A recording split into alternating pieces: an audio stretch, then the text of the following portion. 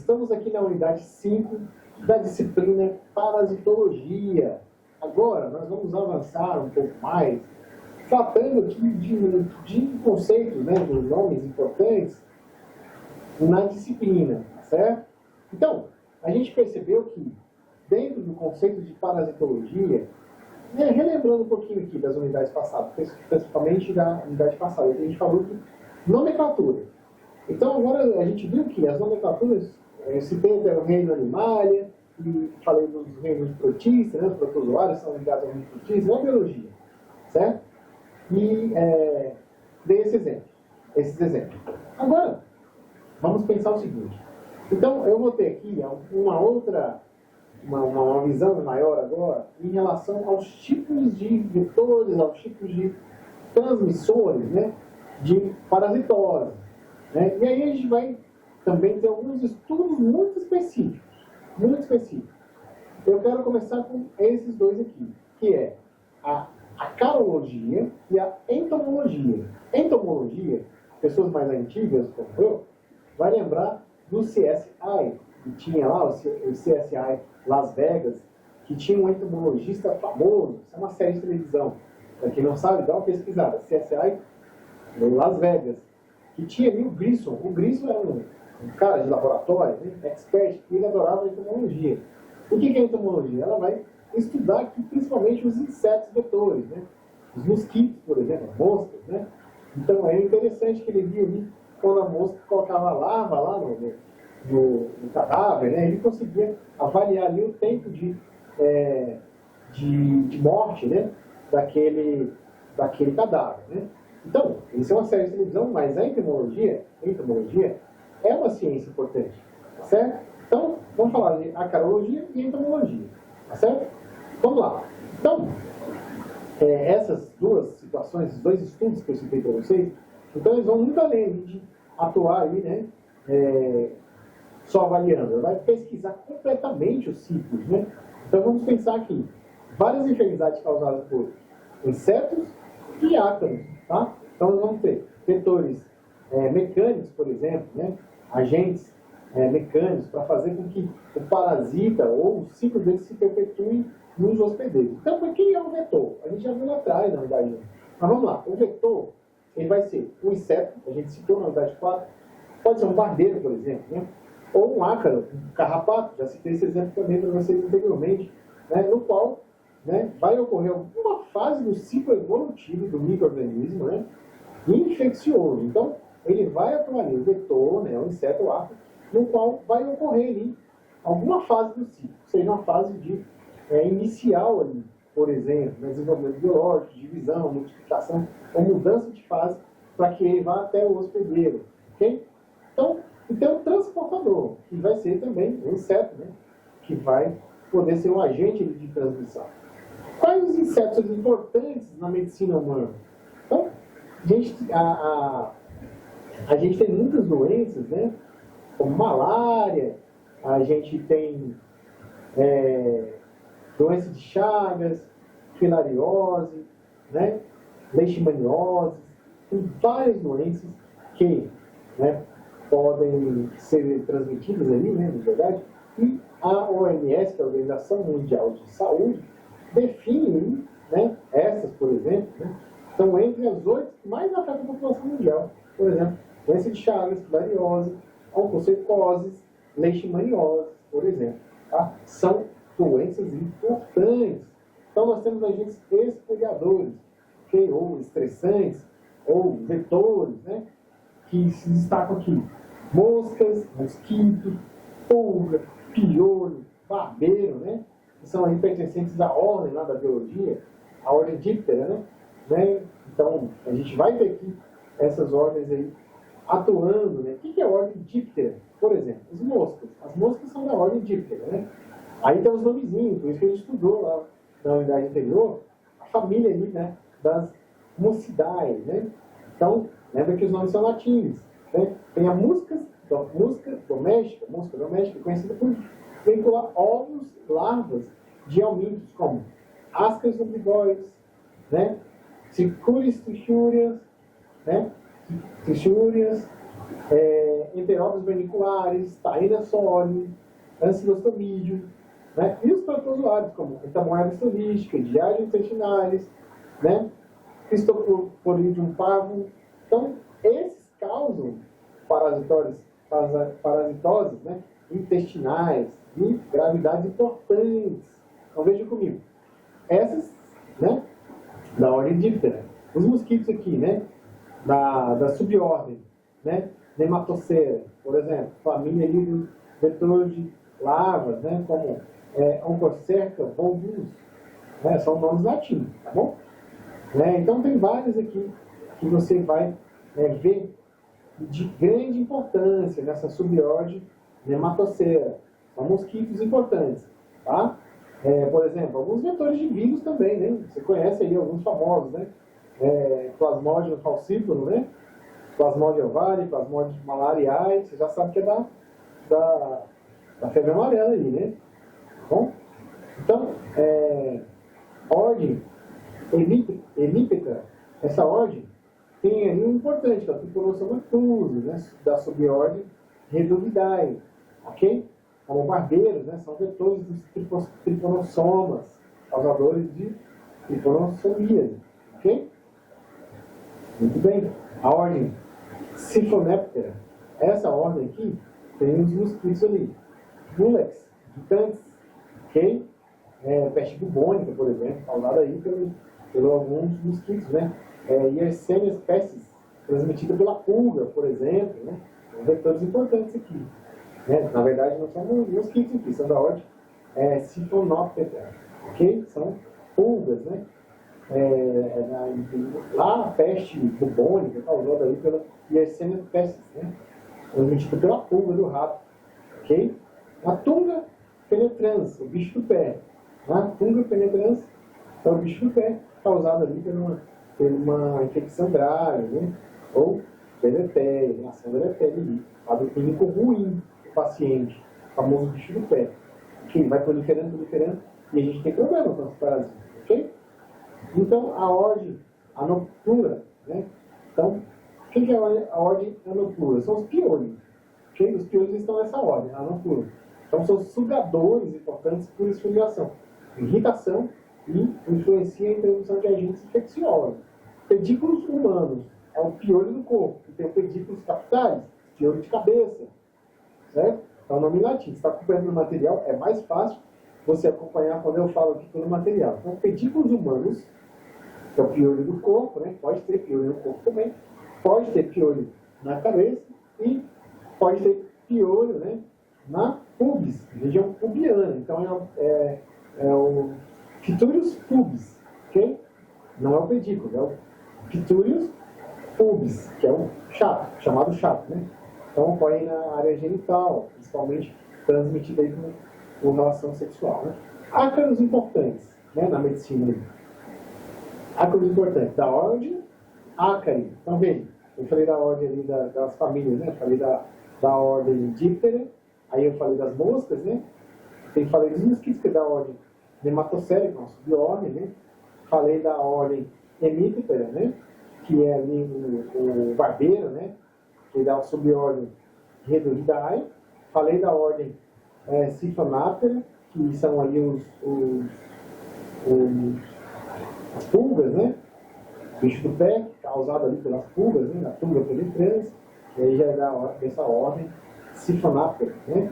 Falei da ordem Anoptura, que são os piolhos, pedículos humanos, pedículos públicos, pedículos capitares, né?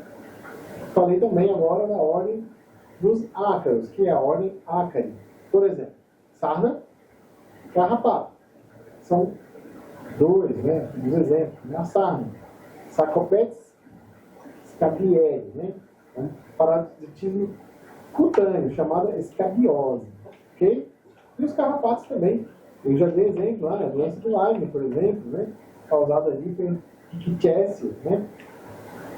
Febre maculosa, causada pelos rickettsia rickettsiae. Esse nome não mesmo, é o nome latino, certo? Então, o seu latim vai ficar fluente depois da aula de parasitologia, tá bom? Mas, tirando a brincadeira, você entendeu que isso aqui são ordens organizadas que a gente consegue estudar, né? Então, por exemplo, no caso da fixação das larvas pelos carrapatos, né? Linfas, né? Larvas e linfas de carrapatos, vai causar lesões inflamatórias e até muito ruim, né, para o corpo humano, ali, levando a outras patologias, né? Ou desencadeando outras coisas. Mas veja só, dentro dessas ordens aí também a gente falou da ordem da saúde, né, humana, mas tem impacto grande na parte veterinária, né? Para quem, por exemplo, o pessoal de análise clínica vai para a área de análise clínica veterinária, também precisa entender, né? Médicos veterinários precisam entender essa parte aqui das moscas, das ordens, é um pouco mais específico, né? Mas, por exemplo, moscas do chifre, está lá na ordem, só para ilustrar, ok? Da ordem, subordem, né? Da Cicorrafa, uma ordem específica aqui, né? Tem várias famílias de mosca doméstica, está lá junto, né? Para agentes, né? De proliferação, né? Vinculação de agentes, né? Mosca de estábulo, mosca do chifre, tem tudo isso aqui na área veterinária, né? Então, veja, tem várias, né? Lá no seu material vai estar citando bastante sobre a importância. Por que eu estou juntando aqui um pouco da parte veterinária? Porque vai chegar um momento aqui, por exemplo, tem uma subordem chamada Nematocera, que nós vamos ter mosquitos das famílias importantes aqui, como agentes vetores, né? Importantes. Os cães, os cachorros, são vetores, por exemplo, da leishmania, ou seja, tegumentar e cutânea. As fêmeas do mosquito de flebotomínio, são os mosquitos específicos, está dentro dessa ordem de Nematocera, certo? Essas fêmeas são transmissoras, né? Pode picar os cães e transmitir leishmania, certo? É uma doença de interesse, saúde pública, né? Então, aí a gente consegue ver que doenças como microfilárias, né? São importantes também porque o mosquito Culex e o Anopheles também podem fazer essa situação aí, tá? De transmitir. Okay? Então, pulgas, piolhos, patos, então dentro da ordem veterinária que você vai ver sarnas, né? Também tem muito a ver nessas questões de zoonose, ok? Muito bem. E vamos falar agora dos protozoários, né? Protozoários. Vamos classificar aqui um pouquinho os protozoários. Eu sei que você viu bastante nome agora, mas vamos lá, vamos aprofundar um pouquinho mais aqui. Protozoários são unicelulares, ok? Então, a maioria deles aqui tem a forma autrófica, mobilidade especializada, ok? Então, a nutrição deles são variadas, né? Então, pode ser predadores, filtradores, herbívoros, carnívoros, parasitas, mutualistas, são várias opções aqui. A digestão dele é unicelular, o fator digestivo, ok? Então, células importantes, especializadas, né? Protozoários, células importantes, né? Que vão fazer o mecanismo dele funcionar, ok? Então, pode ser dividido aí em grupos principais, anote aí, grupos principais, sublinhe aí no seu material, que são flagelados, amebioides, inflamadores de esporos e ciliados, então são os protozoários, né? Então, como que a gente vai definir agora esses protozoários? Dependendo da atividade fisiológica deles, ok? Então, nós vamos ter aqui algumas espécies que possuem fases bem definidas. Primeiro, trofozoito é uma forma ativa do protozoário na qual ele se alimenta e se reproduz. Então, esse é o trofozoito. E tem a forma também que é de cisto, uma forma que ele está como se fosse um ovo. Ele está protegido, uma forma de resistência, uma forma inativa. Ele vai chegar em momentos que ele vai se transformar. Ok? Então, principais protozoários, né? Leishmaniose, né? A gente vai ter aqui leishmania cutânea, causa feridas na pele, né? São transmitidas pelos mosquitos ali, né? Flebotomínio, ok? Flebotomínio, subfamília que é Flebotominae, ok? Então, vamos ter aí as três formas aqui, ó. Leishmania cutânea, tá no seu material, pode acompanhar aí, tá? Causa feridas. Leishmaniose mucocutânea, lesões que podem destruir parcial ou totalmente mucosas, ok? leishmaniose visceral, né? Que é uma leishmaniose causada por surtos febris, né? Perda de peso, hepatomegalia, anemia severa, né? E, se não for tratado em tempo, vai levar 100% de óbito, no caso, né? Então, veja só, leishmanioses, elas vão afetar 350 milhões de pessoas em 82 países, 72 dos quais são países em desenvolvimento. Tá? 90% dos casos de leishmaniose visceral ocorrem no Brasil, na Índia, Nepal e Sudão, pra vocês terem uma ideia. Tá? Vocês acompanhar aí. Então, 90% da mucosa cutânea, leishmaniose cutânea, ocorre no Brasil, Peru e Bolívia. E 90% dos casos da leishmaniose cutânea ocorrem no Afeganistão, Brasil, Irã, Peru, Arábia Saudita e Síria. Então, agora vamos pensar o seguinte: nós temos uma leishmaniose tegmentar americana. Aqui, o que acontece? É um pouco diferente aqui, tá certo? Então, aí uma enfermidade aqui polimórfica na pele, né? E nas mucosas. Lesões indolores, né? Múltiplas, né? Lesões nodulares e lesões cutâneas mucosas, que afetam mucofaríngeas, né? Então, qual é o agente etiológico aqui? Né? Parasitos do gênero Leishmania ros, né? Então, ele é do ciclo. Na primeira aula eu falei sobre isso. Ciclo heteroxênico, ok? Então, ele completa o ciclo ali entre o vertebrado e o invertebrado, ok? Hospedeiros vertebrados da leishmaniose tegmentar americana, ok? Os hospedeiros deles ali, tá? Dessa leishmaniose. Vai ser roedores, tá? Tatu, tamanduá, bicho preguiça, né? Veja que é mais relacionado a silvestres aqui. Primatas. E aí o homem também pode ser um hospedeiro. Aí tá. Nessa leishmaniose, o homem também, que é vertebrado, pode sim ser um hospedeiro aqui, no caso, vertebrado. E os hospedeiros invertebrados? Pequenos insetos, como da ordem Diptera, isso que eu falei da ordem lá atrás. Né? Então, podem ser também. Morfologia. Essa leishmaniose segmentar americana apresenta 3 formas de seu ciclo. O que são as formas? Que é o formato em que o parasita se camufla, se reproduz ou ele passa adiante. Okay? Então vamos lá. Mastigota, amastigota, promastigotas e paramastigotas. O que é isso? Amastigotas são morfologias dele ali, ovais ou esféricas, encontradas no hospedeiro vertebrado, né, no interior das células ali, tá? Sem flagelo livre, mas com um rudimento de bolsa flagelar, como se ele usasse para se locomover. Promastigota é uma forma alongada com flagelo livre, emergido da região anterior, encontrado no tubo digestivo do inseto vetor em culturas, ok? E paramastigotas, ovais arredondados com flagelo livre encontrados no epitélio digestivo do vetor, ok? Como que funciona a reprodução, por exemplo, da leishmaniose tegmentar americana? Então, divisão binária. Okay? No ciclo, a gente vai ter aqui, né, no vetor, por exemplo, no ciclo, o inseto vai picar, o vertebrado contaminado, ingere macrófagos com a mastigota, e no estômago do inseto, os macrófagos se rompem, liberando a mastigota. Ou seja, aqui começa a liberação, certo? Que se divide e transforma em promastigota. Então a morfologia dele vai mudando ali, tá certo?